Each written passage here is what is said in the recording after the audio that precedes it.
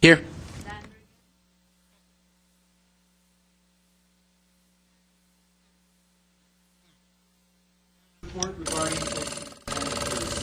Oh, my light's not on. They're off. Oh, okay. Thank you. Bye-bye. Just a reminder to have everybody put on their microphones. Yeah.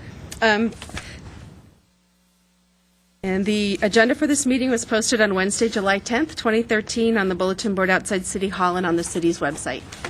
Great. Will everyone please stand and repeat after me the Pledge of Allegiance?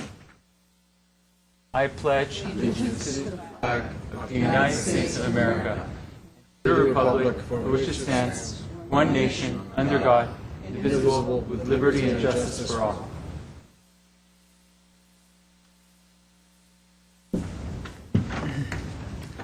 Does anyone have a motion for the approval of the minutes? So moved. Second. Okay. Do we need roll call? Yes. Okay. Yes. Yes. Yes. Oral communication. I do not have any cards. If anybody would like to speak on an item today, please fill out a card and submit it to our staff. Planning Commission orientation, number 6. Yes, as part of your packet, we distributed a copy of the Planning Commission rules. We wanted to give everybody a couple of weeks to look at it. What we would like to do is continue this item to the August 7th meeting when we'll have a full commission where we can discuss that as well as some of the other issues we have that face the commission, such as the Brown Act. Okay. And is everyone able to make that, August 7th? Yes. Okay. And are we going to be welcoming our new commissioner? Yes, but we would ask that we have a motion to continue the Planning Commission orientation to the August 7th. Okay. So move. Sure. Second. Roll call? Yes. Yes. Aye. Thank you. Resolution of appreciation for Planning Commissioner Hank Sheets, number 7. Yes, Mr. Hank Sheets served on the commission from 2009 until last month. And so we prepared a resolution that we're asking the commission to look at and make a resolution in favor to thank him for his years of service to the Planning Commission and to the City of Glendale. And if you'd like me to read it, I'd be happy to do so. Stephanie, why don't you do the honors? Of reading it? Yeah. No, I think I would have a little cold, so I'd love Laura to do Ms. it. Stotler, yeah, that'd be Okay.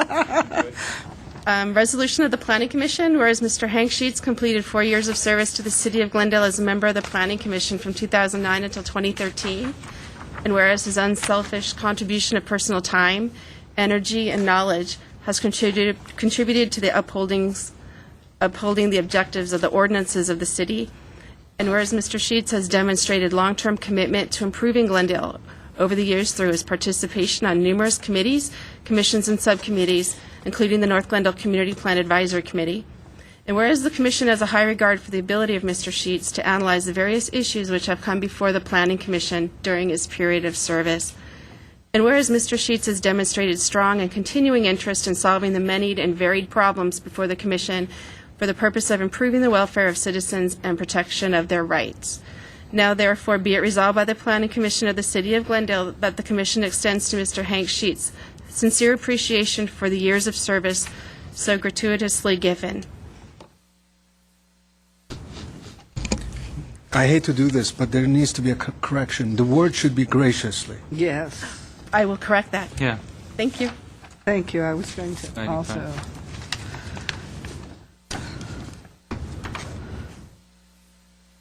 That's quite a way to start. Better correct it now. Autocorrect. Autocorrect, that's probably exactly what happened. Okay. Well, I wish you had mentioned his humor, but alas, perhaps that doesn't need to be brought out. His good humor through the... That is I'd like to add his fishing skills in the conversations I've had with him about fishing. From Jackass Meadow to all the way to the creeks of June Lake. Can we add that too? Because that's the part that I'll miss most. Well, I won't miss it. I think we'll have these conversations with him whenever I find him. So. Do we need to move that and vote on it? Okay. So moved. Seconded. Great. Can we have roll call? Yes. Aye. Aye. Aye. Thanks. All right, zoning appeals. I'm sorry, I have a question about the last one. So Mr. Sheets will be here at our next meeting to receive the resolution?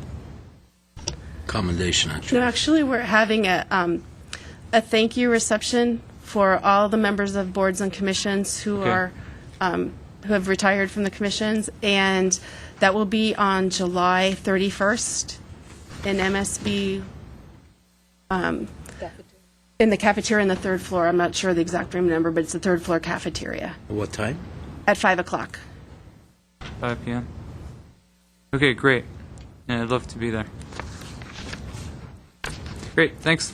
And then we would like to also welcome our new planning commissioner, Yes. Mr. Leonard Manukian.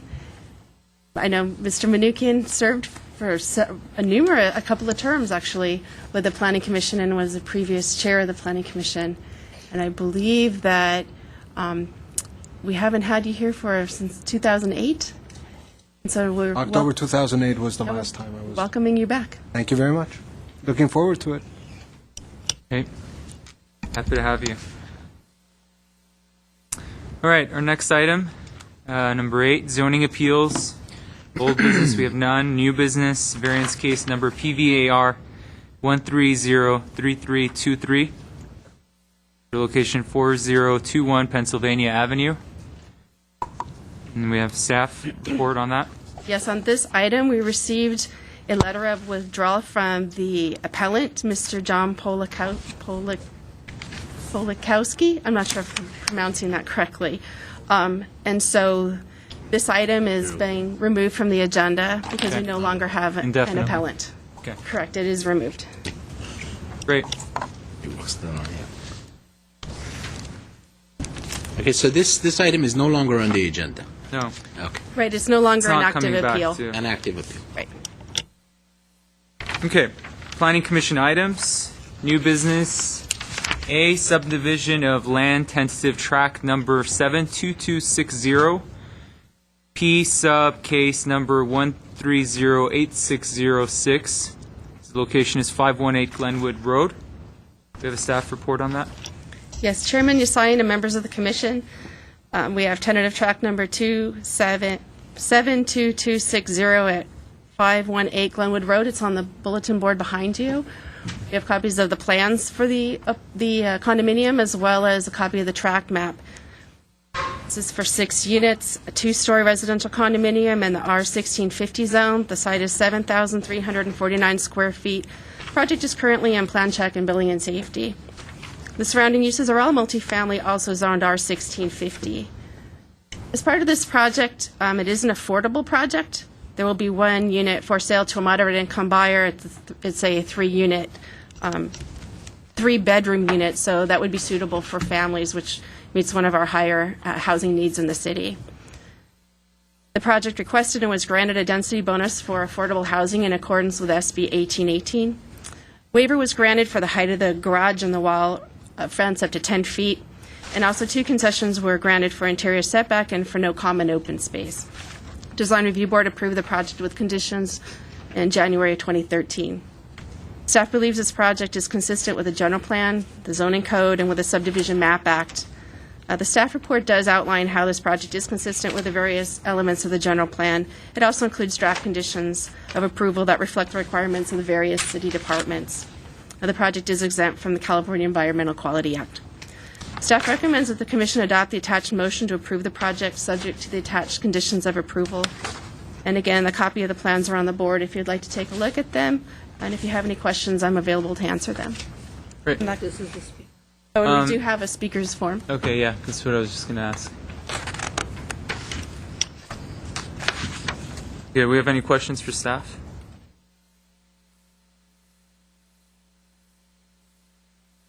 No, the report was well put together. So We have one card. It's the engineer on the project, Haik Martirosyan. Good afternoon.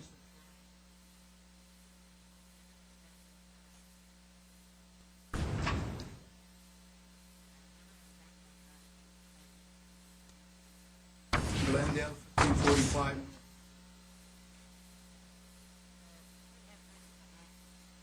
Except that we are very excited to have this affordable unit worked out within this project, and we are hoping that this trend will continue for the future project as well. We have gone through all the conditions, and we concur with the staff recommendation, and we will fully comply with it. If commissioners have any question, I'd be more than happy to answer. Any questions? Thank you. I think it's a good project. Okay. There's no questions. I'm going to close the public comment period. And there's no objection. We have a motion. where is the? Because I don't have the motion page on my. Maybe Commissioner Manukin can help us out with this one. You're putting me on the spot right out of the gate. Is our practice to read the entire motion? No, you can Reference just, it. yeah, reference the conditions. Mr. Chairman, I move that the motion provided to us by the staff in the staff report be approved. Second. Okay, can you, we have roll call, please. Yes. Yes. Aye. Aye. Thank you. Next item is, there are 4 items. First is General Plan Amendment Case Number PGPA 1115754. Number 2 is a Zone Change Case Number PZTA 1104258. Number 3 is a Zoning Map Amendment Case Number PZMA 110425994. And number 4 is a Notice of Intent to adopt a mitigated negative declaration environmental information form initial study number 2011-003 for the property located on 1509 Wilson Terrace. We have a staff report. Yes, if I may, Mr. Chair, members of the Commission, I just wanted to start the introduction of this item by saying that the Glendale Adventist Hospital a couple of years, 2-3 years back, they came and they wanted to make some changes in the hospital, including some introduction of some signage. Many of the ideas that they had would be excellent for Glendale and for the hospital, except that they would be inconsistent with some of our zoning regulations and would require a lot of variances. At that point, I advised them that perhaps the best way to address this would be to do something that we had thought about for a while, introducing in Glendale, which would be to introduce a new zoning designation for medical services, where hospitals and medical uses associated with hospitals could be zoned in such a way that the uses and the needs of those uses would be addressed through the zoning code directly, so that we would not have to rely on variances and other types of tools like that to give them what you really need to be able to give to hospitals as a permitted use and a series of administrative practices. And they were very gracious, and they took that advice and they went back and they worked on a packet, and they worked very diligently with staff, and they came with an application to do legislative action and change and introduce a new zoning designation that could not only be used by this hospital but also by other medical centers in the city in the future. I just wanted to make start this presentation by saying that they started out with the advice of staff to do proper planning, and we really appreciated that, and they have worked with the staff, and staff is going to give you a presentation of the proposal. Great. Thank you. Chairman Yasayan, members of the commission, I have a brief PowerPoint for you. June 18th of this year, Council initiated amendments to Title 30 of the Zoning Code, as well as general plan text and map amendments, which is to create a medical service zones for the property, including Glendale and Venice and the surrounding area. You can see from the slide that I have here the boundaries of the new zone. Basically, you're looking at Sinclair Avenue on the west, the northern side of Chevy Chase, bounded by Sinclair and Glen Oaks, and Glen Oaks to the north, Merrill and Harvey to the east, and Wilson Terrace to the south. As you can see, too, that the hospital is adjacent to both the 134 and the 2 freeways. And the hospital has been around since about 1905. The use is very unique in the city since it's a campus use, also because of the topography of the site and the number of street frontages that it has. Over the years, as Hassan mentioned, there's been many discretionary permits that have been processed and granted by the city. And because of the uniqueness of the property, the hospital, based off of its use, is not something that easily fits into the zoning ordinance. So what we're trying to accomplish tonight is to come up with uniform standards as well as uses to make it easier for the hospital in the future. Some of the goals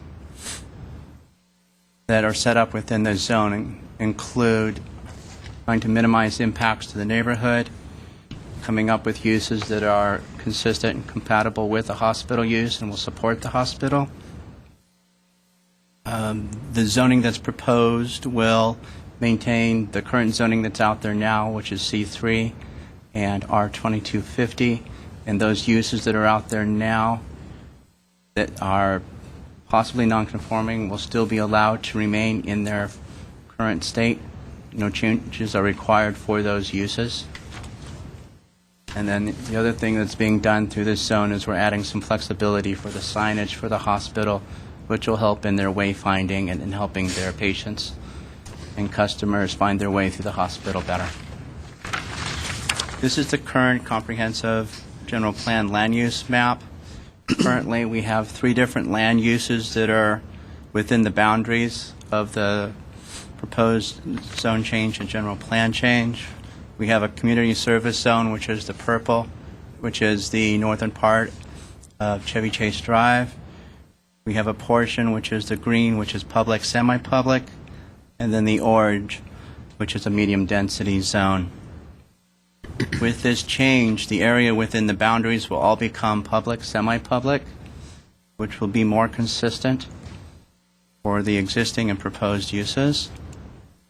This is the current zoning that's on the property. As I mentioned, it's made up of C3 and R2250 zones. The proposed zoning will consolidate the zoning into one zoning classification with 3 height districts. The height districts are basically the same districts that are out there now. The changes are basically to separate the different height districts to indicate what would be allowed where, trying to make it compatible with the uses as it is now. The caveat to be able to go to the allowed height is based off of having a minimum frontage. If you have that frontage, then you would be able to go up to the height that's listed. For example, in the MS Height District 1, you would be allowed to go to 41 feet, subject to having a 90-foot frontage. For District 3, for example, you would be allowed 90 feet maximum, provided you have 200 feet of frontage. Again, these are the current heights that are out there now. This is an effort to encourage properties to work with the hospitals and to make sure that the heights that are there are consistent and compatible with the area. The proposed zoning will not create any nonconformities. As I mentioned, it'll create a uniform zone for the hospital and will provide text amendments for the implementation. The Planning Commission's authority is limited to making recommendations to City Council concerning the amendments to Title 30, zoning map amendments, amendments to the general plan land use element, and to the text. One motion has been prepared recommending the council adopt, or recommending to council to adopt the proposed environmental document, adopt text amendments to Title 30 of the Municipal Code relating to the creation of the MS zone, adopt the proposed zoning map amendment, adopt the resolution supporting the general plan land use element map, and text amendments. I'd also like to note that staff has had a neighborhood meeting. We had about 9 people show up from the neighborhood, and to this date, staff has not received any letters or phone calls in opposition to the proposed zone change. And also should be noted that within the boundaries that we have here, that there are some properties that are owned by other entities other than the hospital. They all are in support of the project, or staff has not heard from them to say that they're in opposition. So I'm available for any questions. That concludes my presentation. Slandrigan. Mr. Collins, question I have is this the correct proposed height districts? Because on this one, you have R 2250 at the corner of Harvey and Holly. Since that map, that was a map that we took with us when we went to the neighborhood meeting. Since that time, the property that was R2250, which that corner is actually owned by an outside entity, they've decided that they wanted to be part of this application from the neighborhood meeting. So we've updated the map to include that within our boundary. All right, thank you for that. And another clarification, if I may be precisely, the MS can apply to any hospital zone? Any hospital? Could it apply to Glendale General? Could it? If they were willing to come in and do a zone change for what they have now to be MS, but most likely we'd be creating different districts or different MS zones, since the 3 hospitals within the city are so different. Different campuses. Different campuses and different situations. If I may, the answer, and a larger answer to that question is that, for example, we're working on the South Glendale Community Plan at this moment. Should the Commission recommend and the Council adopt the new zoning designations, once we do the South Glendale Community Plan, we will look at the appropriate MS zone for the area around Glendale Memorial, and we will recommend it at that time for the areas that would be covered by that. So would the procedure then be that if the other hospitals wish to make a zone change, it will go through the public process as though it were any other zone change, notification, et cetera? That's correct. All right. And I see here on page 3, we're looking at changes that are made to the code that amends, and specifically Chapter 32, parking and loading, where it amends the table to include hospitals as a qualifying project feature in regards to allowable reductions in parking space, and also allows shared parking. Is this new, or is this already an existing right in that zone? Because that seems to me to be an interesting discussion. We're adding it to the chart, but so the answer is they could always share parking, but now we're actually specifying it and making it easier for them to share parking. We're calling it out as a separate use, and we're giving them standards in which they can do so. But we already have a provision in our shared parking where if you're within 1,000, I believe it's 1,000 feet of a hospital, you can already do some shared parking if you're a medical office building. Would this limit it to only those within the MS zone or outside of the MS zone, and would that 100-foot then matter? 1,000 feet. The 1,000 square feet. That's not changing. So for those uses, that is existing in the code. What this speaks to is specifically for the hospitals themselves. So if the hospitals within their own campus want to share parking, it makes it easier for them to do so. So that 1,000 square feet, where does it start from now? The edge of the MS zone or the hospital? Where was it before, and has it changed, and does it increase? Right now it goes from the, I believe it's, Hospital. I believe it's, well, the 1,000 square feet is the edge of the hospital property, I believe. And so that hospital property, as we know by definition, has not changed. It appears to have changed. So it You talk about the- increases that ability to do shared parking? In terms of this hospital, most of the uses that we're putting within the MS zone they're within 1,000 feet of the hospital, so they already have the ability to share parking. What we're trying to do is make it easier for the hospital should they wish to share parking. Does that, right? I guess you're asking whether or not that's expanding the area where shared parking would be allowed. Based on what Ms. Stotler is saying, it would not. Okay, so it's still the hospital property, not the MS zone that will be... Correct. It's not the zone Correct. property. I think that's it for now. I might have... Okay. oh, We have I 2 speaker have cards. another question later. Thank you. Those are the... Yeah. Sure. One quick question. Seeing how this particular action that we are being asked to take is so specifically tailored for this hospital, and since I can foresee other hospitals in the area coming and asking for something similar to that, but they will not get this because they are unique. The size of their campus and the geometry of their campus being different. I'm concerned that if we pass this, just a nomenclature, I think the nomenclature should be made specific. For instance, MS-GA, Glendale Adventist, so that later on when we pass something like this for another hospital, we don't have to come back and change the name of this. Because if you leave it MS zone, we're going to have 3 different MS zones. Does that make sense? The question makes sense, but I believe, Ms. Stotler, you could correct me. I believe what staff has done is that they have taken those standards into account, and they may be transferable. Are they transferable with that as such? Our goal was to create a zone where we would have flexibility to address a variety of hospitals. However, in this case, there are some aspects of perhaps the sign ordinance which really lend themselves to a property that's freeway-oriented, in which case it would be Glendale Adventist.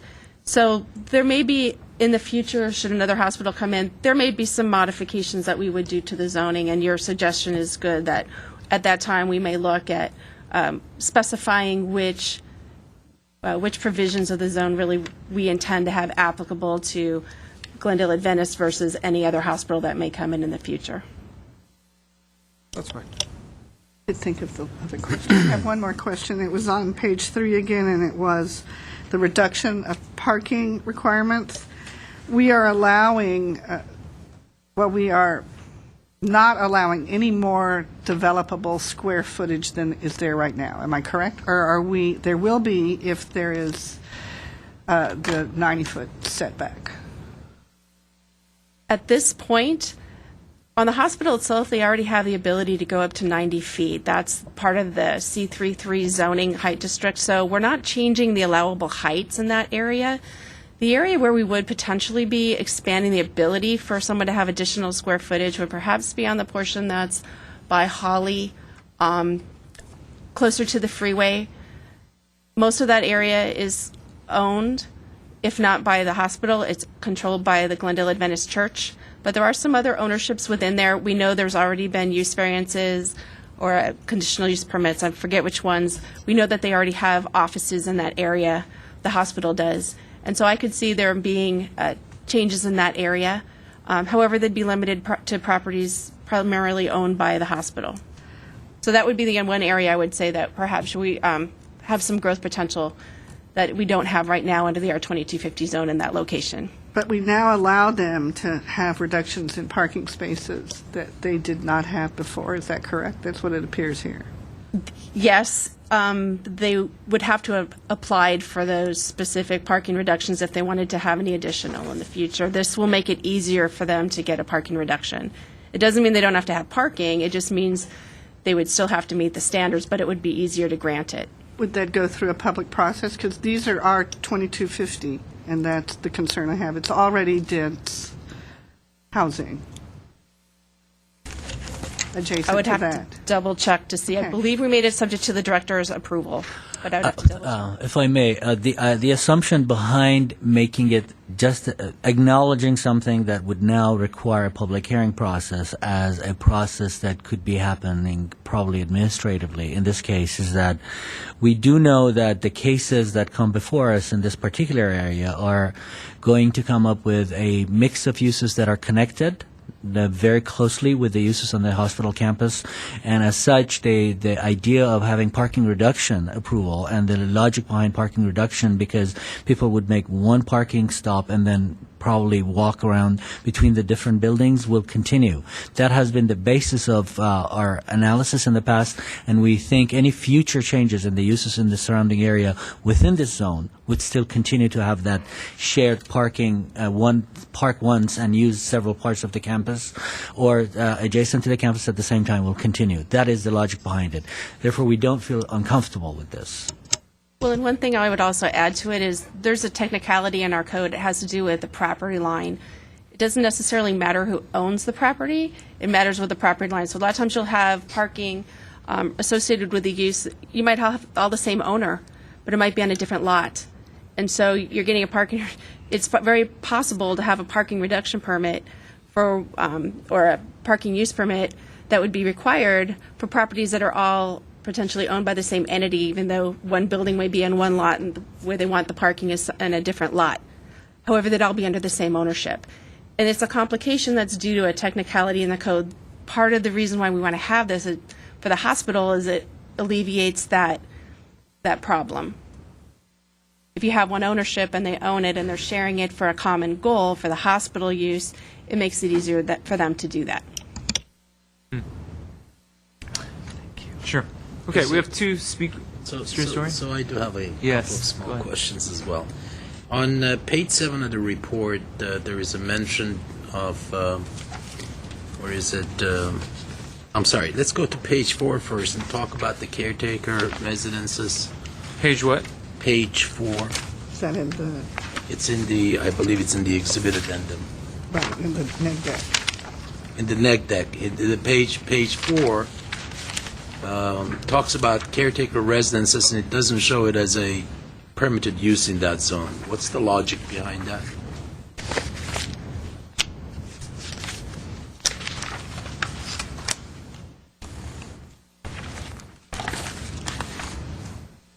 Two. You know the chart, Ms. Stotler, that I'm referring to? This is the chart.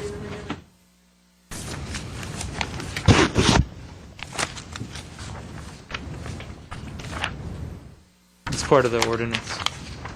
Exhibit 3. Yeah, we just didn't make a change to it. If it was permitted in the other zones, we left it in there. If it was already something that would be permitted in a C3, we just left it in for this. A caretaker residence by default sounds to be a logical permitted use for an MS Hospital.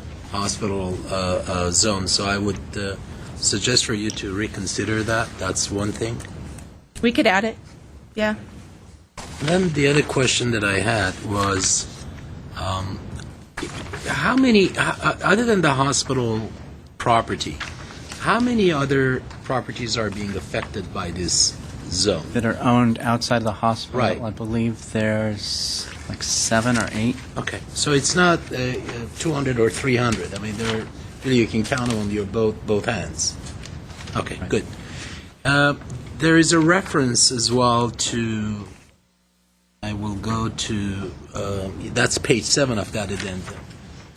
And it says... Page I bel- 7? Page 7, yes. Page 7, and I believe it's in reference to R2250 zone. And it says one residential dwelling per lot is all that is allowed, and that's a permitted use. Can somebody explain to me if you have an R2250 and you can theoretically, for example, it allows to put 3 or 4 units on it, are you restricted to one residential, or you can still go ahead and do 3 or 4 units on it? No, it's just saying that essentially a single family use is permitted in the R2250 zone. This is a similar language that we have in all of our residential zones. So if somebody wants to come in with a single family, they can have it. If they want to come in with a multifamily that meets our 2250 standards, they could come in with that also. Okay, very good. That's all the questions I had. Thank you. Okay. And then I would also like to point out that we did submit a minor revision to one of the definitions that we were proposing for residential congregate living limited. When we prepared it, we accidentally left in some of the medical uses, so we did give you a revised one where we're removing convalescent homes, extended care, and skilled nursing facilities. So that was a mistake on our site. We'll forgive you. Great. All right. We have 2 speaker cards. First is applicant Rodney Kahn.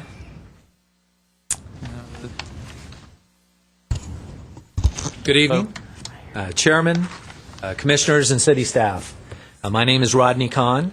My offices are located on Brand Boulevard here in the city of Glendale. And I have had the opportunity to work with the Glendale Adventist Medical Center on their projects for the past 12 years. We are here tonight actually to support this application because it was initiated by the City Council. It was actually not initiated by us. So we had been working with city staff, as Mr. Hagani has pointed out, for the past 3 years or so on these applications, but the initiation of them was from City Council. We think it makes a lot of sense, and we hope you do too, to create this medical services zone. Mr. Historian, you asked about the other properties and who they are owned by, or how many are owned not by the hospital. And Mr. Collins mentioned there was about 9. Most of those 9 are actually owned by the Seventh-day Adventist Church. So only a very small number are not owned by either the hospital or the church. The Glendale Adventist Medical Center has no plans at this time to expand, to develop, or for new construction.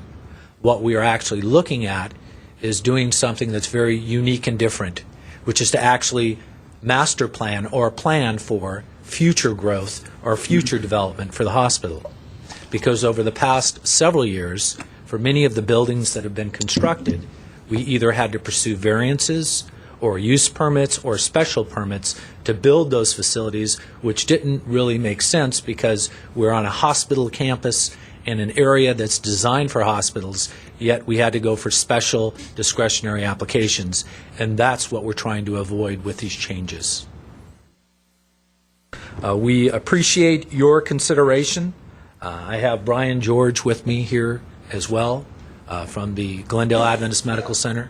We're both here to answer questions if you have any of us, but we agree with the city staff and we hope you follow their recommendations, which is to recommend approval back to the City Council for these applications. Thank you very much. Thank you. Brian George? Okay, great. Those are all the cards I have. We got any more questions? I don't. I'm quite Okay. clear. All right. Well, if not, we can entertain a motion with the correction of the suggestion from Mr. Historian. Put caretaker's residence as a permitted use under MS. So this motion would include the adoption. Is this the one that deals with the adoption of the final negative declaration? And Could we actually Number? take all four what? Okay. together? If I may, I would Yeah. recommend that you approve the mitigated negative declaration first. First. That entitlement is, that certification is required prior to the Recommending. recommendation. Approve that recommendation first. Okay, so and then mitigate- the others you can take together. Okay, great. All right. So I can make the motion, Yes. provided my eyesight will allow me. I do move that the Planning Commission adopts the attached Planning Commission resolution relating to the general plan land use and element and text and map of the public, semi-public, and semi-public land uses, and recommend that the City Council approve the following motions related to the operation of the medical service MS zone. I think that should be enough, or do you want me to read the whole thing? I just wanted to make sure that that includes you're recommending that the City Council adopt the final negative declaration as part of that motion. Adoption of the final negative declaration prepared by the project in accordance with the California Environmental Quality Act. Yes. So the motion is on the table. I'll second. Great. Can we have roll call?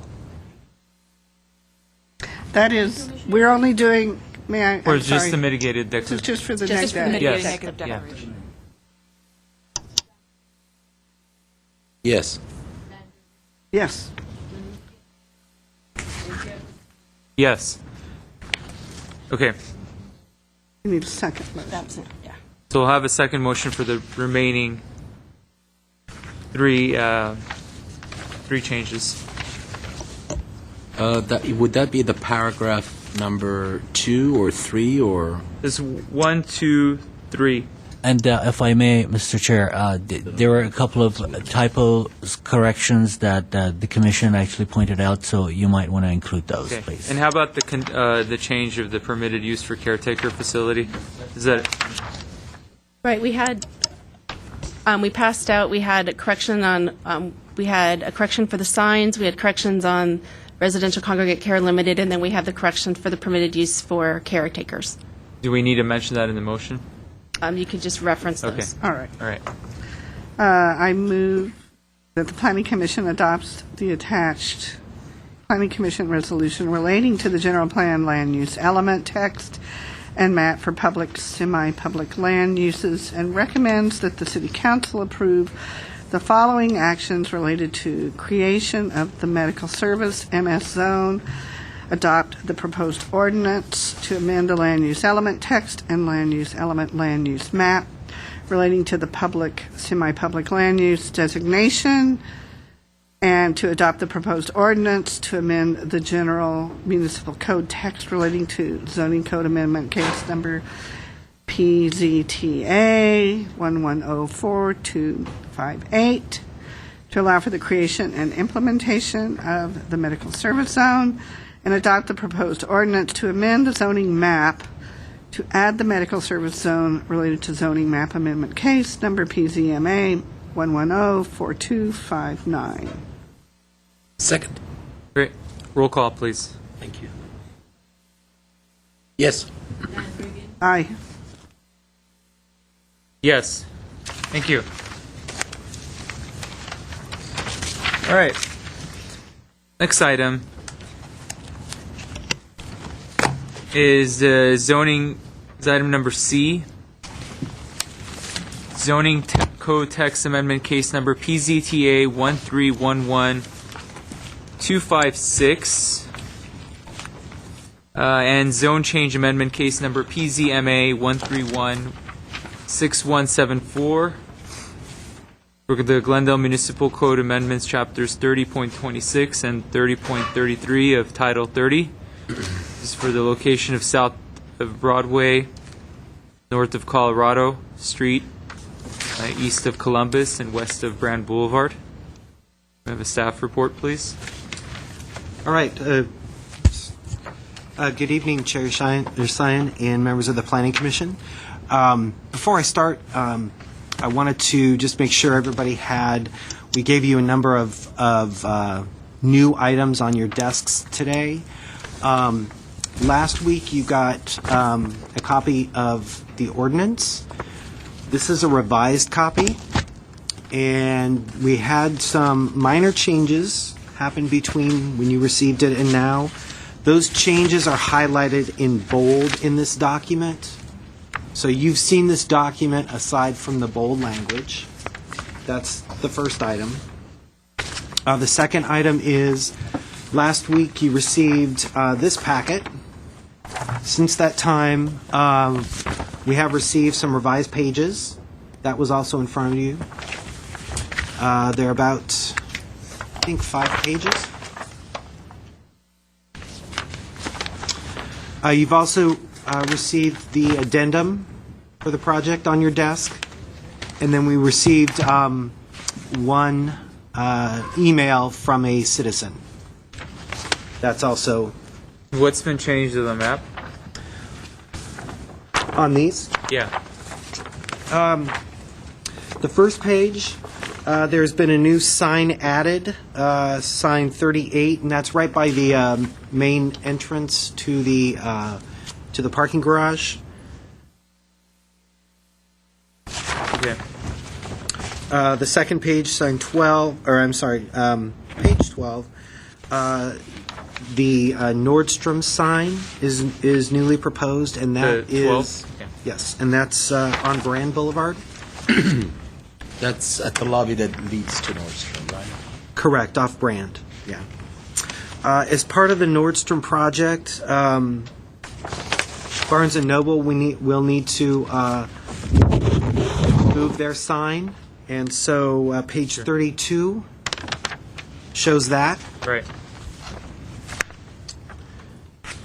The next page, page 34, shows the new ground sign just adjacent to the parking entrance.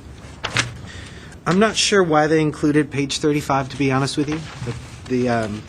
This page is intentionally blank. I'm not sure what changes were made to that. And then the final page, 41, shows the valet sign on Brand Boulevard, Yeah. which wasn't included in the initial submittal. So those were the four items that you received on your desks this afternoon.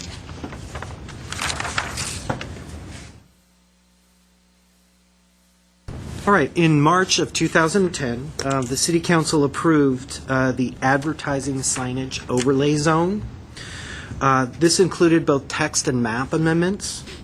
The text amendment created a new chapter in the zoning code, chapter 30.26, and established, among other things, certain regulations for signs allowed by the ASOZ.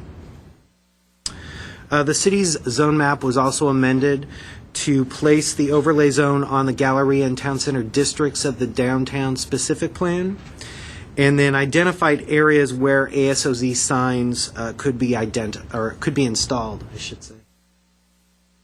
And those that information was contained in your packet. You had a map of the Galleria and a map of the Americana, and it showed where those ASOZ signs would be located.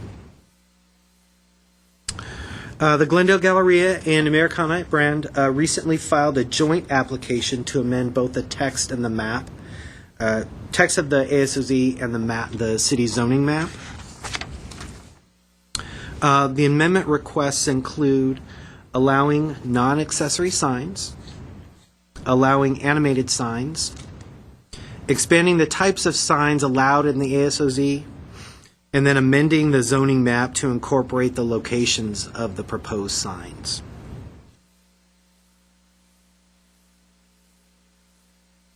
Non-accessory signs. Currently within the ASOZ, signs are allowed to advertise products sold within the ASOZ. The applicants are requesting to modify this regulation to allow non-accessory signs on those ASOZ wall signs. Non-accessory signs are signs which advertise products not sold on the site. The locations of non-accessory signs would be limited to those signs that were previously identified on the zone map. So in the initial initial approval of the overlay, there were sign locations identified. The proposed non-accessory signs would only be allowed on those signs. And again, this was in your packets. I apologize, it's a little hard to see here. This is a map of the Galleria, and it points to where the original ASOZ wall signs were approved. Similarly, this is a map of the Americana, and these were where the ASOZ wall signs were approved there.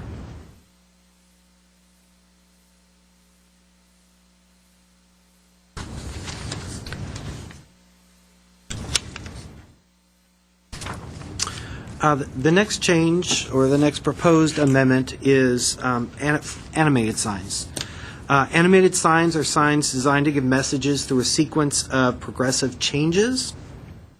With limited exception, animated signs are prohibited in the city's sign regulations as well as currently in the ASOZ.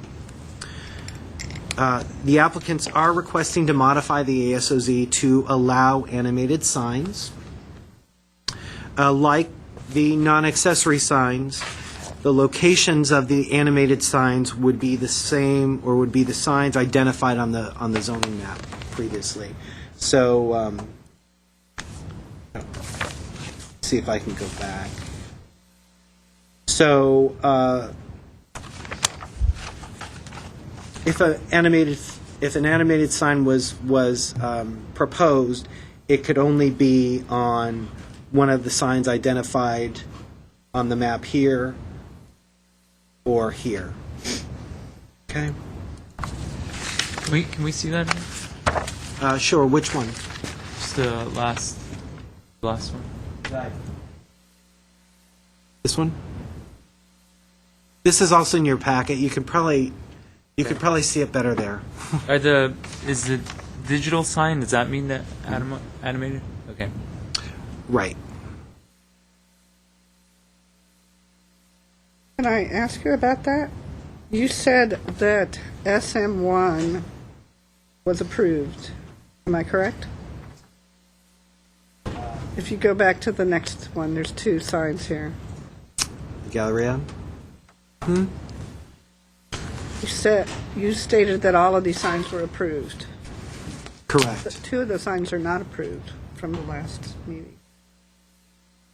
The ones that are on the bridge were not approved by the Planning Commission. Are they being proposed at this time? No, the city council approved those signs with some stipulations, and so they're approved signs now. They overrode us. I'm sorry? Ours was just a recommendation. Right. Oh, right. I'm sorry. I didn't. Yeah. Can we see what the stipulations were and how they're being altered by this proposal? This proposal is not altering what the city council has done. Right. This proposal, correct. It is altering it in that Going to them for now the signs on the bridge will be allowed to be animated. non-accessory signage and animated signs. That's how it's been altered from what the council approved. If I may summarize, the city council did allow signs on the bridge. In this proposal, the signs on the bridge could be non-accessory and advertise things that are not sold on the property, and they may be animated. Yeah, well, no, I'll hold. Okay. You finish The bridge your can be presentation. animated. Okay. Yeah. That's the proposal. Can be. Can be. Additionally, in the ordinance, the regulations on restrictions on how often images can change on animated signs, as well as the amount of illumination the signs can generate. There's also language regarding transition periods, and that's the period between when image 1 goes off and image 2 comes on. Sorry. How was that 8-second decided, by the way? We looked at various ordinances from mostly in this area, and most of them said 8 seconds. So this is to take away the disco effect, so it would not be pulsating. Is that what it is? We think that it's connected to the advertising industry standards because they charge for the number of seconds that each advertising comes up and then it's replaced by the next one. So it's usually 8 seconds or longer, and based on that, I think they charge. So there is some money connection to it, basically. That's what it was. Okay. But it was for our health. You're so pure. The applicants are also proposing new new sign types to be included in the ASOZ. They include banners, ground signs, and canopies. And standards for these types of signs were described in the staff report as well as they're enumerated in the ordinance. Then, as a result of the proposed text amendments to the SOZ, there are a couple other changes that need to happen. There will be some minor changes to Chapter 30.33, and that's the sign regulations in the zoning code. And those changes are necessary to make the two chapters, Chapter 30.33 and 30.26, internally consistent. Basically, Chapter 30.33 says, and I'll just paraphrase it, there will be animated signs are a prohibited sign with the exception of the barber poles. And language will be added to that chapter providing that animated signs can be located in the ASOZ zone. So the changes to Chapter 30.33 are generally in that nature, and they're in the ordinance. And then finally, a zone map amendment is requested to show the locations of the newly proposed ASOZ signs on the zone map.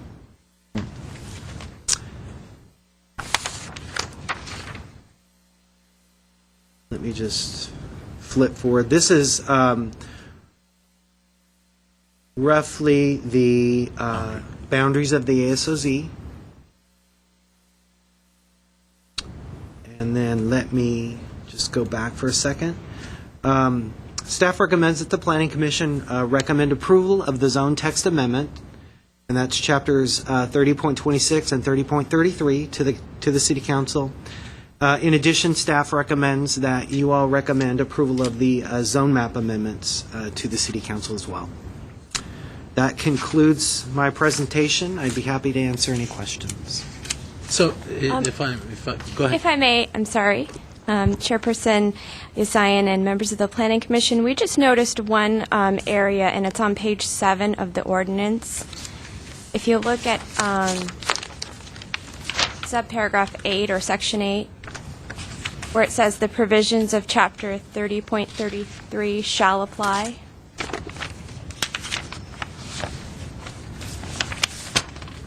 Yeah, at the very top of page 7, it's item 8.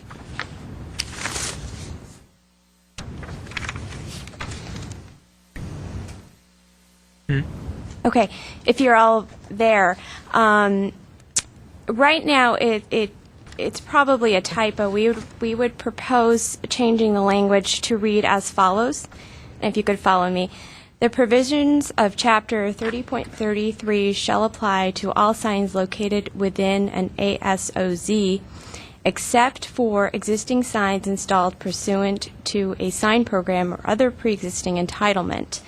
We propose putting a period there and starting a new sentence that says, where the provisions of Chapter 30.33 conflict with the provisions of Chapter 30.26 or the TCSP, comma, the provisions of Chapter 30.26 or the TCSP shall control.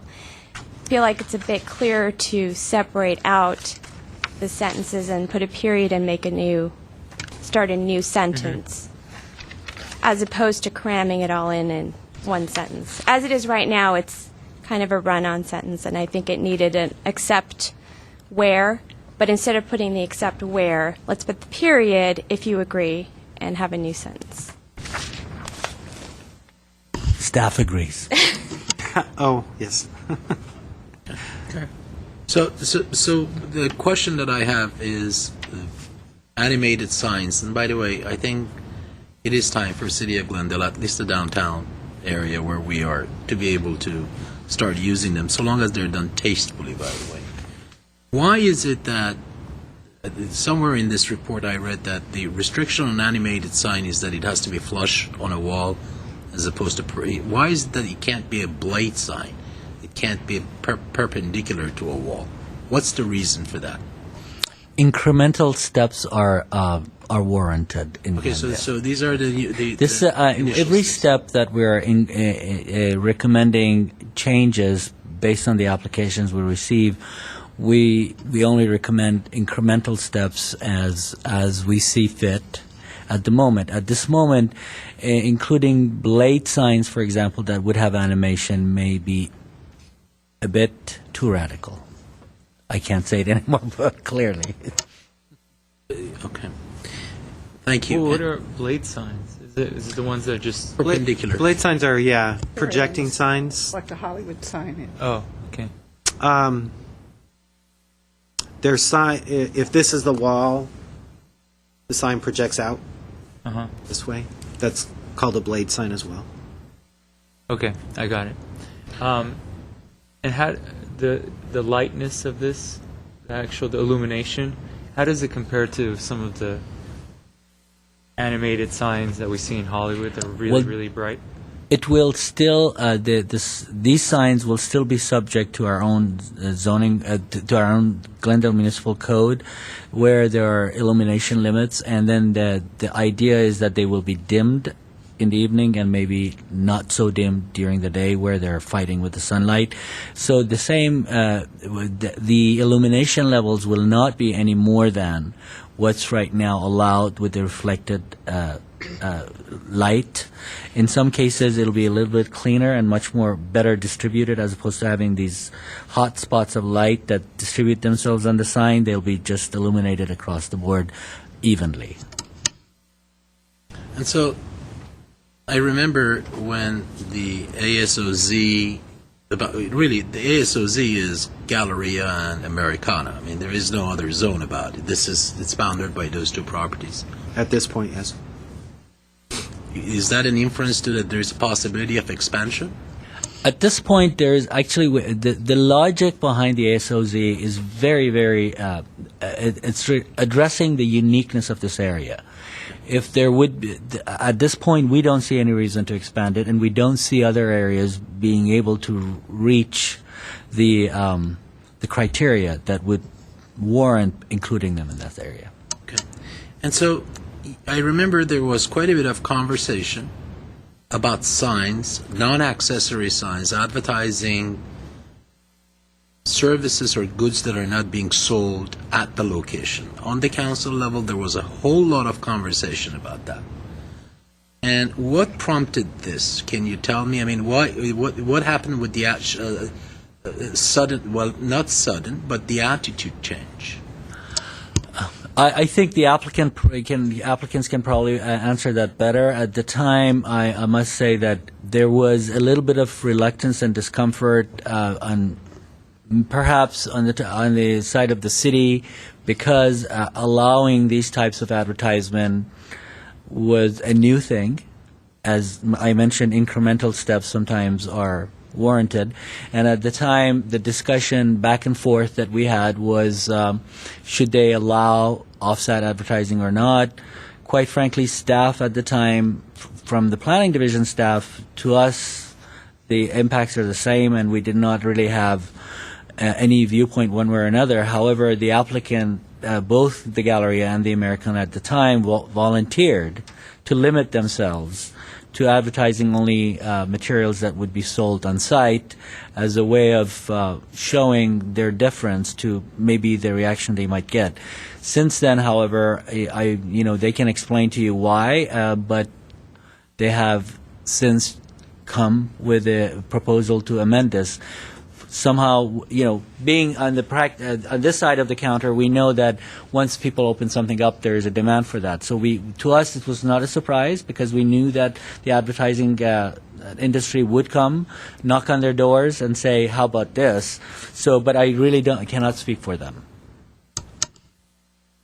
And one of the issues at the time the conversation was, how is it going to be affecting the businesses around it? And what kind of a competitive advantage does it give to this zone versus everybody else around it? I mean, that's as clear in my mind as it was when it was brought up at the council level. And so that's why I brought that up. Thank you. Okay. Do we have any other questions? Not at the moment. Okay. Well, we have the applicant would only has cards, but only if there's questions. You want to respond at all? Okay. Mr. Reclamo? Thank you, Rick Lemo with the Americana at Brandon Caruso affiliated. Chair Yasayan and Commissioners, I'd like to answer your question first. Most importantly, I think what's good about having the off-building signage is it doesn't provide a competitive advantage necessarily for the Americana or the Galleria, as it provides a competitive advantage for other products or other businesses. For example, right now, a business on Brand Boulevard, any business on Brand Boulevard is not allowed to advertise on the Americana or the Galleria signage. However, and let's just use one as an example, one of the most beloved businesses here, right now, if approved, Portos would be able to advertise. There are really two basic reasons to answer your second question as to, why would we want to expand from on-site signage to a little bit more basically allowable signage, anything else that's sold, within reason, because there are still standards that we have and that the city has. So you wouldn't be advertising certain types of locations that take place here or in Hollywood or other places like that. 20 years ago, we did not have anything but the Galleria there and what became kind of a blighted area over time. As the Americana came along, as the Downtown Glendale Association has emerged, as the Galleria has improved and raised their standards, and we're getting more and more world-class shopping locations, we're also having the benefit of world-class and international guests as well. They don't know what else is for sale, but I'm going to quote something that was said by Councilmember Quintero about 3 years ago, and that was when he suggested that, sort of like you, that we're kind of behind the times. He had just gone on his trip to South Korea, and he said, there's a vibrancy, there's a life, and there's necessary information that is provided to guests. So I think that is one reason that we need to just move forward, like we've moved forward the shopping locations in the district, the community benefit district on Brand et al., and bring us sort of up to date. Second reason, we're always concerned about the vibrancy on Colorado. There's no doubt about that. In almost everything that we do, and even with the district and with the DPHers and all, we're always looking to upgrade the situation on Colorado. And this would bring that level of vibrancy into the area. I think we also have to be very, very honest about the fact that in many different ways, the Galleria and the Americana are in partnership with the city. When the Galleria does something on their sign ordinance, the city is going to receive financial remuneration for it. And as the sales or the profits increase at the Americana, the city receives a portion of that. So that's another good reason. And last but not least, and this now plays directly to digital signage. With digital signage, we get a community benefit that we don't have right now. Right now, the only way to provide a community benefit for the on-building signage we have is when one is not sold. And then we can advertise the duck race for Kiwanis or some other community event. The beauty of the digital signage or the animated signage is that you can put community messages in rotation. And so there's a public benefit there as well. And last but not least, without getting too cute, as I'm sure you are, but I am pummeled because we're dealing with cruise night and other things and using logos, and our Downtown Glendale Association actually incorporates the city's logo, the city's slogan, which is Life Animated. And it just seems that, for a city that really is doing a beautiful job of becoming more and more progressive, we too need to not just say it, but do it. And I think this allows us to be able to do it in a responsible manner. With two members of the signage zone, that have really done a very good job of not messing that up. And so you can have an idea of some of the products. It's really amazing. It's not what you would think. We've got cable and network television that want to advertise there. We've had to tell them no. You have car dealers that would like to advertise there. We've had to tell them no. So this provides a little bit of freedom, and last but not least, as you know, competition, as we have proven time and time again, is a rising tide that raises all boats, including right to the over $100 million improvements being made to the Galleria. So with that, I won't take any more of your time unless you have more questions. I do have one. I'm sorry, go ahead. No, go ahead. You were One on a more roll. question. You alluded to the fact that this non-accessory sign, a product that is not being sold at Americana, may be advertised as a revenue generation means and so forth. I'm not so sure how you can track how much of that is going to be sold, for example, and what percentage of sales tax would go to the city of Glendale. If the product is not being sold in the city of Glendale, hypothetically, if you're advertising, I don't know, but Lululemon is at Americana anyways, but let's take No, I something understand that what is you mean. That's not what I meant, though. I agree with you. You're absolutely right, and that would literally be a needle in the haystack. No, what I'm saying from a revenue generation standpoint is the Glendale Galleria has an agreement with the city that the city will share in revenues created by their signage, and we have a similar agreement with the city that they share in the revenues we have. That's what I'm talking about, and that is very trackable. No, definitely not the product sales themselves.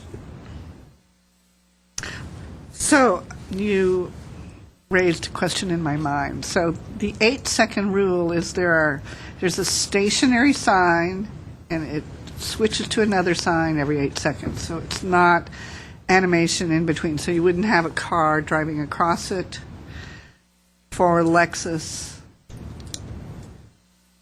The most direct answer is, I don't know because I'm not in that side of the business, but I would say, to be as honest as I could, trying to look ahead into the future, I would expect that during a person's purchase time, they could have some level of animation, yes.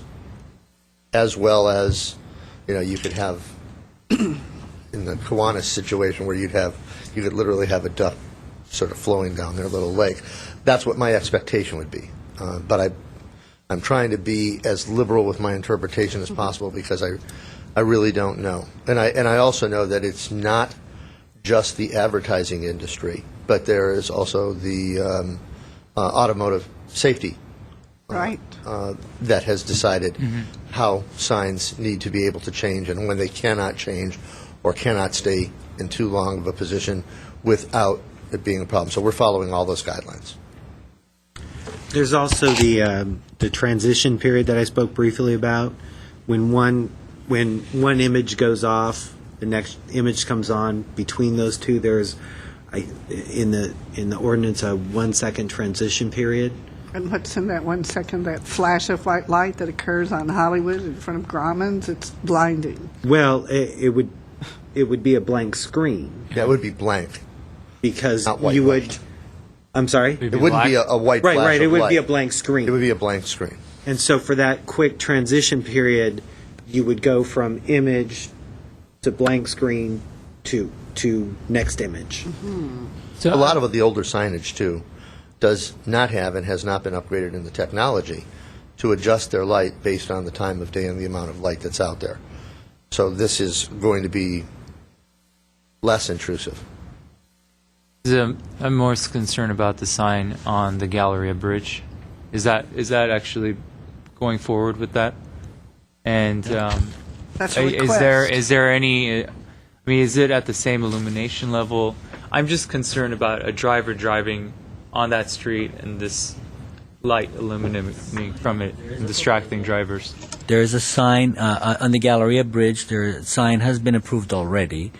There is a proposal to allow illumination and digital signage instead of the sign that's there. However, the intensity of the light on the sign will not be any more than the intensity of the lighting on the sign that you see by reflected lighting. So that is really, that's the way that we measure it. No more, no brighter than what you would see on a regular old billboard. And if memory serves me correctly, didn't the sign on the Galleria Bridge get slightly smaller than what was approved by council? It did, yeah, based on some standards that the industry has. Do you know of any precedents where there's animated lighting on a bridge that crosses traffic? I do not. Outside of opportunity, is Yeah. there a reason you chose it? I don't. I cannot tell you that I know of it. That's not the end of the business that I'm in. But I would. The only one that might be is it perhaps South Coast Plaza, but I don't know. I don't think It's there's not a animation similar on that traffic bridge. situation Yeah. that we have here. Right. I also think that this is a little bit different than a lot of the bridges situations that are out there because it's got buildings on both sides. And another thing that's absolutely going to gear that lighting, no doubt in my mind, is the fact that there are 100 residents on that side.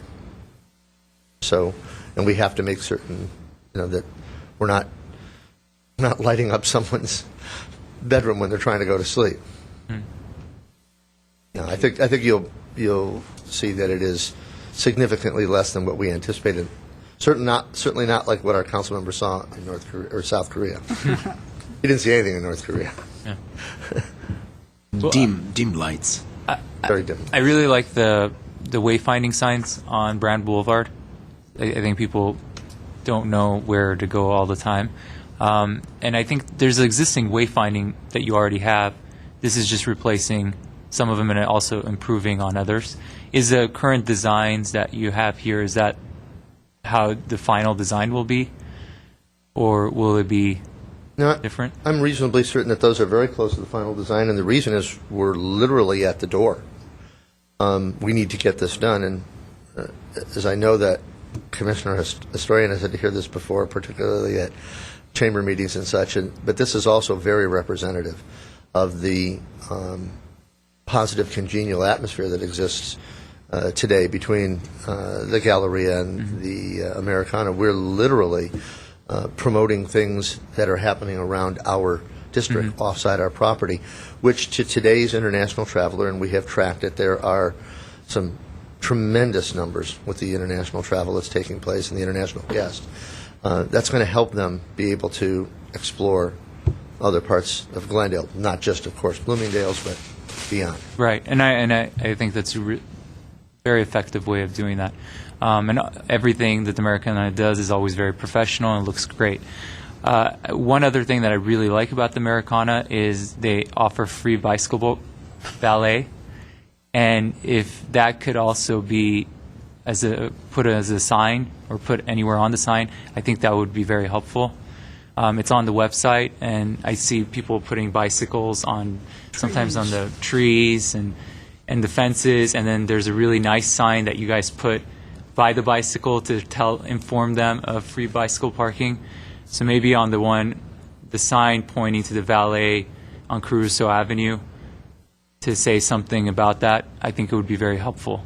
I'll make certain that we make that suggestion. There's something else, though, that we just began on Monday, and that is reviewing the way that our directory signs work on property. And so that would also be another great place to not only make the suggestion, but show people exactly where it's at. Right. Yeah, that would be very helpful, and I think people have always been wondering where exactly it is. You're correct. Well, I do have a thought. I looked at your signs. Your tree canopies are 2.5 feet from the ground if your signs are done to scale. And the normal American, whether they're Armenian American or they're Latino American or they're Irish American, is like 5'6", and almost every bit of your information is so high that people will have neck strain. Just first of thought all- that was quite interesting that you had every bit of your information on the 12-foot signs, 7 foot or higher. Well, first of all, I want to thank you very much because I endure short jokes every day at work and anytime I go to the Glendale Rotary or Kiwanis. So I appreciate you saying that, and I would like that to be part of the record, that those of us that are 5'6", 5'7" are average. We're not as short as people think. In regards to the signage, I know that the signage that we're using now, as far as where it's located, is the same. And obviously, it's designed for someone who is further away to notice what's there. When you get closer, it sort of defeats the purpose of having the signage there. I think it's kind of hard to move it, being that that's what it's at. But I think that's a very good comment, and I have no problem carrying it forward. Besides, it will give us something to look up to, right? Well, how tall are you? Very good. I'll leave the joke to you. The question is, the comment is really, it's not very pedestrian friendly, and it's in a pedestrian environment, and that was my comment. So yeah, I think that's a very good comment. It's higher than the majority of your crowd, and I understand that. So that's where it serves a purpose. But it is a very accurate comment and good comment. And I know I'm going to get more show trucks when I go back and make that comment on Monday morning. Oh, and here's a person who happens to be another one of the average size people. This is Peter Hayden, who is our Vice President of Construction, but Glendale does a million other things. So Peter, you can handle that, and I'll get out of your way. The only comment I wanted to add to that is that we are trying to speak more to the Glendale Business District so that people that are down the street, maybe a block or two, they can see where they're going. This is to speak to both the international visitor and the tourist who is either in their car or on the street, so that they can look down the street, oh, there's Bloomingdale's. Or if they're Bloomingdale's, oh, there's Nordstrom. I know exactly where to go. That's... Thank you. Actually, two other things I wanted to mention is suggestions. When something new opens up, like the Neon Art Museum, that may be something good to have on the sign as well. And possibly the public library, which is just 2 blocks from there. And I don't think most people know it's even there who go to the Americana. And it looks like you have enough room in the signage to probably accommodate those other venues. And I think that would be very helpful. You're right, and it is clearly our intention to do that and to disperse, and also when we see what happens at Brandon, Colorado, with the Masonic Auditorium and things. I agree with you. It's a very good idea. Okay. Thank you very much. Mr. Limo, just one more, just in addition to the thought to Commissioner Yesayan's idea here. One of the ideas that from the beginning, and I think Americana has started achieving that, albeit slowly, but we are getting there. One of the ideas was how it was going to affect and eventually make better the surrounding businesses and so forth. And what an interesting way of starting right now with the signage that you have, not to take business away from Americana, but as a public education, for example, you have Maryland Entertainment District that begs for attention right now. And folks like me and a lot of people that I know are working very, very hard to incorporate that in the fabric of downtown, seriously. And have you, or will you be in a position to take at least some of my comments, at least I don't know if my colleagues would agree to that, to have identifying signs, to know, for folks to know that there is a Maryland Entertainment District that has movies as good as the ones that you house at Americana and so forth. Just a thought. Yeah, I think it's a very good suggestion. Let me tell you what we are doing to date. That's not related to signage. And, you know, the situation with the signage is where you cross over having too much information in too small of a space. But what we're doing to date, for example, the 2 largest contributors to the Community Benefit District are the Galleria and the Americana. And we are using those funds to promote things that are north of Broadway. So, and also, for example, the 95% of the power washing is taking place there. The brochures and things we put together and the website that is up and running now promotes things. So we're having what I would call subliminal steps where our funds and our advice on the committees is providing direction towards those areas. Been really centered a lot around the Alex because they're closed now, and we want to make certain people understand the schedule and things like that. So we are doing some of that And from the signage standpoint, I think what we need to do is look at it, talk about what the areas are, and see how it can be incorporated in signage without making the signage impossible to read from a directional standpoint. And by the way, I just thank you note for the video that was put out under Hello Glendale.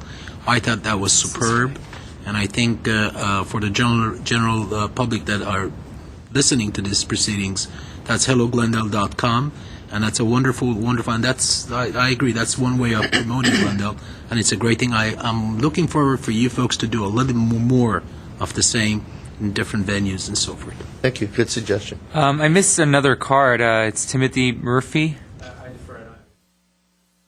Okay, got it. Thank you. Was there a specific question? Okay, great. Thanks. Okay, do you guys have any other questions, I don't. comments? But just one teeny bitty. We are, after all, in the land of magic movies and creation of the movies and so forth. Who's got the final creative control on what's going to be advertised on those animated signs? We actually do. Does the director, I'm sorry, I don't mean to cut you up, but does the director, planning director, or the manager has authority that, for whatever reason, I don't see that to happen under the reign of Mr. Lemo or Mr. Caruso at all, but for whatever reason, if content changes, which is a little bit too racy for City of Glendale, so to say, who's got the final say that, yeah, you got to change this, no, you can't do this, yes, you can do this? I will let you. Actually, the city attorneys can also comment on this. We will not control content. This is a free speech issue, and we will not. And we are going to rely, much in the same way that we have in the past, on our relationship with the Galleria and the Americana, to be mindful of what is, what Glendale considers tasteful and acceptable. However, by law, we cannot and we will not control content. What we will control is location, size, direction, those types of things. And the director does have control over the sign program in terms of those aspects, not content. But by controlling whether it is of and from the zone, you do sort of control contact. The minute we allow it to have things that are not within the Galleria or the Americana, then we open ourselves up to no control via code at all.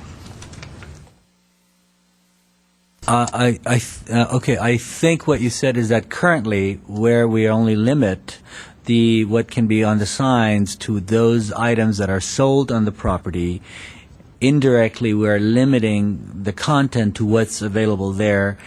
But by allowing off-site advertising, we may be allowing advertising of things that are not sold there, and that is accurate.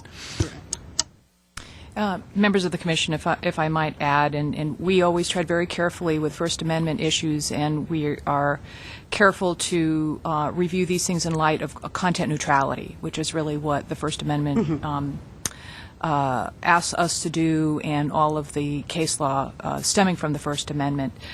It is not so much the actual content itself, but an expansion of the amount of that content to include items that would not have otherwise been advertised in those particular locations.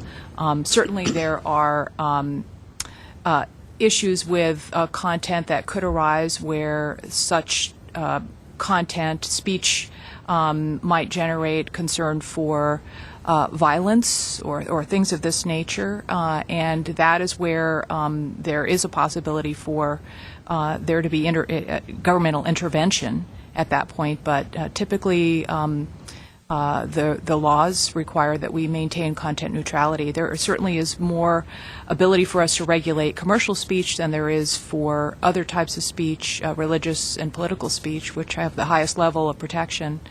But generally speaking, we do look at just aesthetic regulations that don't impose on the actual content itself. Okay. Mr. Lemo, do you have a... Yes. I would like to just make one other really important point.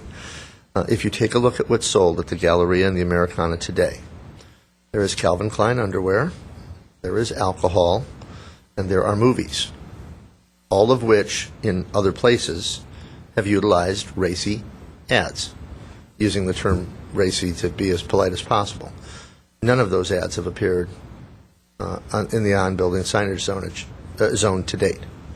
So I think what we need to do is we value, both of us, the Americana and the Galleria, value our relationship enough with the city that our integrity has to stand behind it. And while there may be a legal, legitimate reason that we can offer something else, we take a look at the guests that are coming to our center, and when we've got a beautiful family room that people use to change their children and let them cool down and relax, that doesn't fit with too many of the racy ads.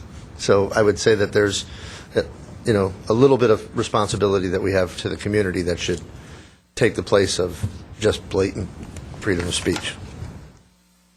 No, freedom of speech is not blatant, just unfeathered freedom of speech. Unfettered freedom of speech. Thank you. Thank you. Thank you.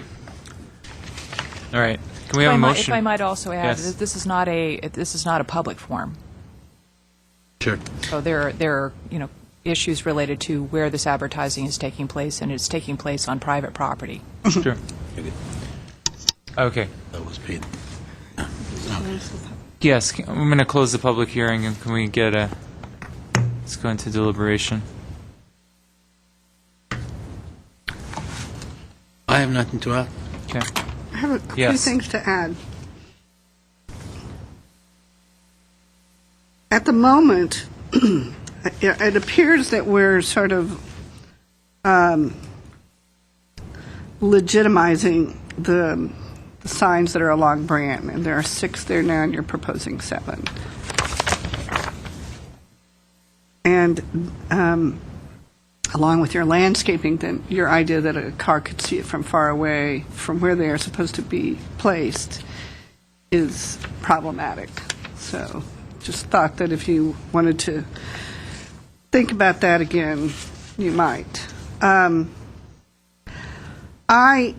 think that the digital age is here. I think code's pretty good. I have a few concerns on adding to the clutter along the pedestrian ways. I think that one of the joys of the Americana is how pedestrian friendly it is. And I wonder, and I actually enjoy going to malls and have been to several all over the country recently, unintentionally, but to alleviate boredom, let's just say.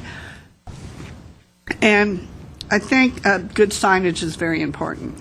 I also know that many of the other malls are not so urban, and so that creates a unique situation for us. I would hope that one of the things I don't see in here that I think should be codified is within a linear foot how many signs there can be. And I think that's something I don't see in here, and I think it should be part of the code, so that there is not,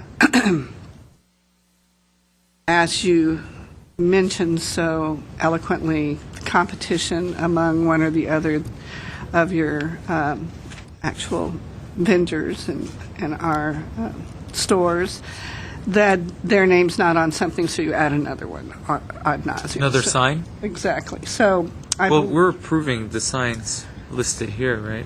Or are we well, but if afterwards they add a come new one, back, they can come back and add one through our Director of Community Services, correct, without coming back here? Or to the council? We are not necessarily limiting the numbers per frontage. However, we are putting a cap of the maximum square footage of signage. We have that. Yeah, well, actually, it's size of the ground signs. Size of the ground signs too. So, but it should not be mistaken that they will get anything they want. It will be subject to review and discretion by the director or the director's designee. In this case, with the principal urban designer would play a big role. So those issues would be taken into account each time.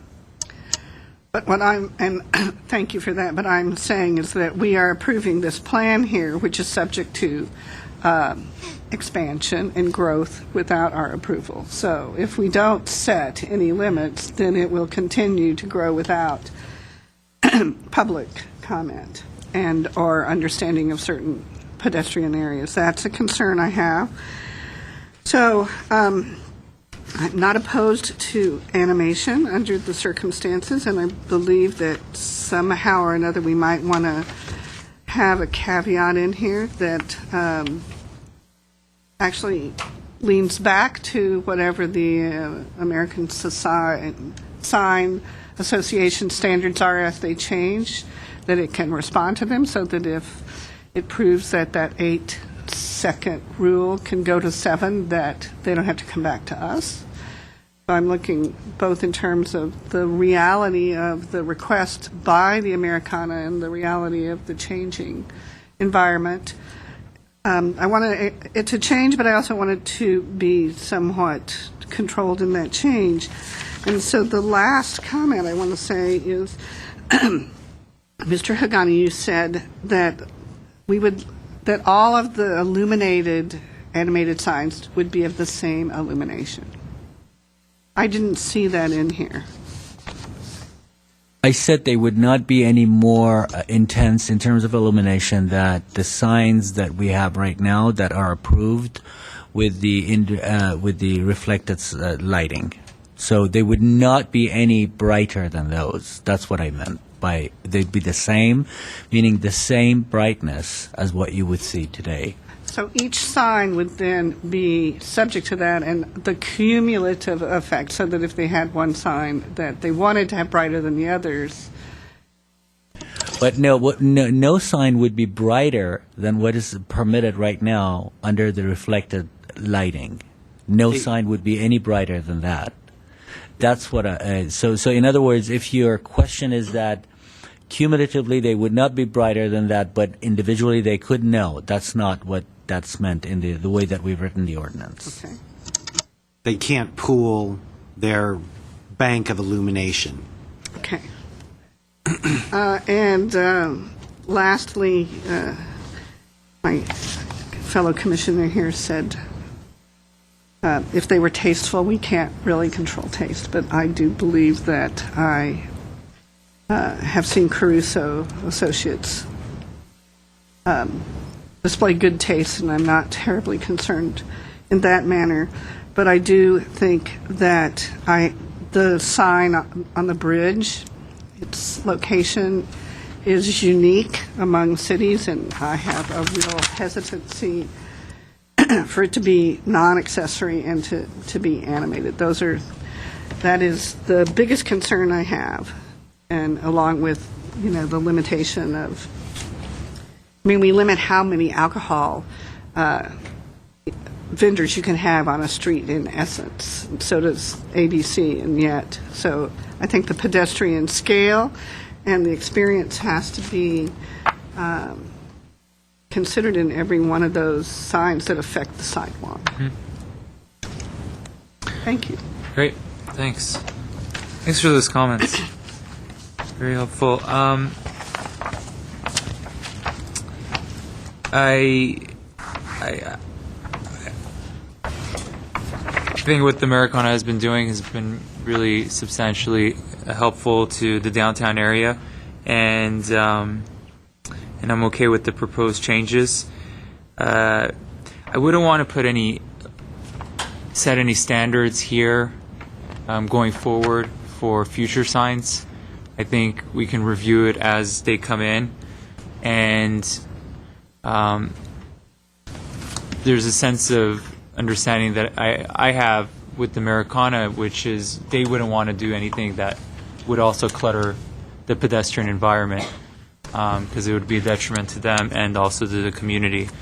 So I think we can leave it. I would be supportive of leaving it open, and when there's new signs proposed, then we can take it as a case-by-case scenario, and would be at the discretion for the of the planning department. Yeah, the designer, our senior designer, which has worked well so far. I've had concerns with the bridge sign. I'm open to trying it out, and I think visually it would make it might make it interesting with Central having so many more changes happening now, especially with the Galleria improving their entrance tremendously. And I could see how it would fit in the context of all of those changes, and it just might be a very distracting street to drive on. So we're going to find out, and I'm open to trying it out. I think it's interesting with the escalator that they're building right next to it. Would also be a very visually interesting thing to see as you're going up, or for the pedestrians going up and down that street. Plus, that bridge just doesn't look so good anymore. It looks like a really old bridge, and needs They're some kind of improving. improvement. They're improving. Are they improving the Yeah. bridge as well? Mhm. That's Okay. part of the whole Yeah. upgrading of the Galleria. I mean, personally, I think it'd be much more visually interesting if it was just this, like, really like a big artistic cover mural. up with- Yeah, but there's only so much we can we can say on that. So I think that having some kind of visual sign there might be interesting. So, if no further comments or questions, I don't have any. entertain a motion. I'd like to make the motion. Sure.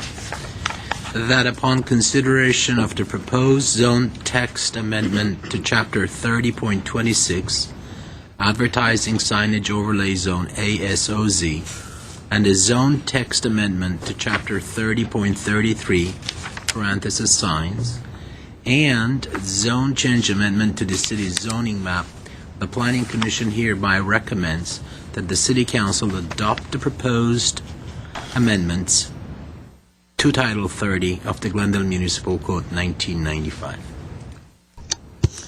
That would include as an amendment, including the language that was recommended amendments. to the Including the language. language. Yes, right. I'd like to second suggestion for, with comments of commissioners to be part of the record presented to the And- council. And suggestion well taken, so As part of the council report, we include your comments. Is that Yeah, what you're asking? and possibly a summary of our comments. Just Right. Yeah. Right. That's part of the council report. Yeah, that's it. can you also explain the ambience of when the comments were made to the council? I can try.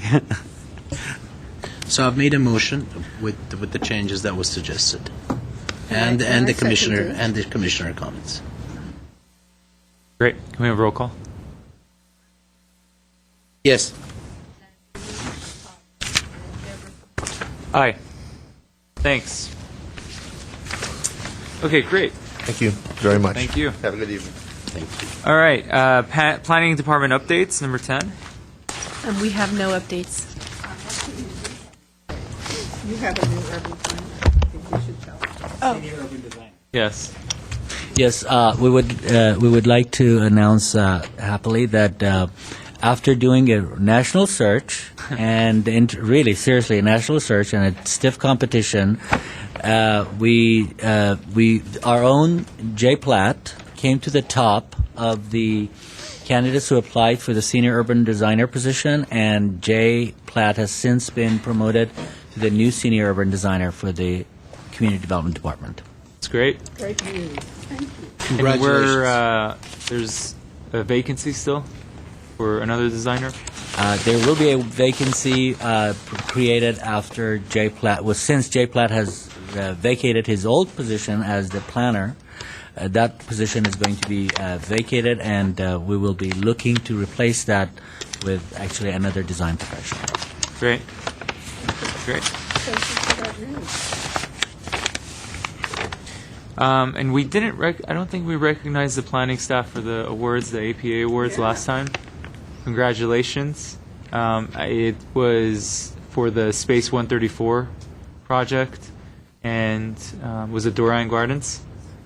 Two great projects, and Doran Gardens look amazing. It's always really nice to walk by it, and I know someone who lives there. And they're very happy. And Space 134 is very interesting too. Is the 134, is there a final report going to be coming out for that, or because I only saw a PowerPoint presentation on it? Is there any more? The PowerPoint presentation and the vignettes that you saw is the actual It's the Space report? 134. Okay. Yes, that is it. Great. Well, congratulations. Yeah. It was an APA, and then was there something West Side award that you guys received recently? That has not taken place yet, but it is. They are both candidates. Okay. Good luck. All right. Great. And then we also did win an award of excellence for the Greener Glendale plan, which I know you saw also. From where? APA LA. Wow. Okay. Well, you guys are on a roll. We're lucky to be here. All right. Comments from commissioners. Mr. Hagani, you're on a roll. And I meant your staff. Yes. I would like.